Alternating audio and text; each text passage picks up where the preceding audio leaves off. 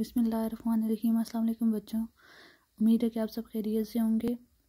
आज हम उर्दू की किताब सफ़र नंबर 8 से अपना दूसरा सबक शुरू कर रहे हैं, जिसका उन्वान है दिल ना किसी का टूटे। दिल ना किसी का टूटे। तो आए तो राय शुरू करते हैं। बदू अरब के सहराई लोगों को कहा जाता है। सहराई लोगों से मुराद ऐसे लोग हैं जो सहरा में रहते हैं। बच्चों, सहरा ऐसी जगह होती है जहाँ पर मिट्टी नहीं, सिर्फ और सिर्फ रेत होती है और दूर दूर तक लोगों को पीने के लिए साफ़ पानी भी नहीं मिलता। पानी हासिल करने के लिए लोगों को बहुत ज़्यादा सफ़र करना पड़ता है। इसके अलावा सहरा में बहुत ज़्यादा तादाद में दरख्त भी नहीं पाए जाते और वहाँ पर दिन के वक्त शदीद गर्मी होती है और रात के वक्त बहुत ज़्यादा ठंड पाई जाती है।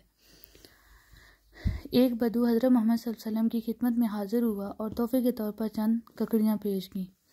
हज़ूर सल्लल्लाहु अलैहि वसल्लम की आदत थी कि अगर कोई शख्स तोहफ़ा पेश करता तो खुशी से कबूल फरमा लिया करते थे। आप सल्लल्लाहु अलैहि वसल्लम ने बदू का तोहफ़ा कबूल फरमा लिया और उसे खुश करने के लिए ककड़ी तोड़कर उसके सामने ही खाई।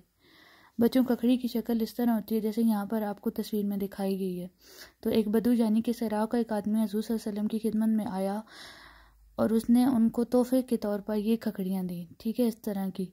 तो हज़ूर सल्लल्लाहु अलैहि वसल्लम की ये आदत थी कि जब उन्हें कोई तोहफ़ा, चाहे वो बहुत ज़्यादा कीमती होता था या बहुत मामूली सा, वो खुशी से कबूल कर लेते थे।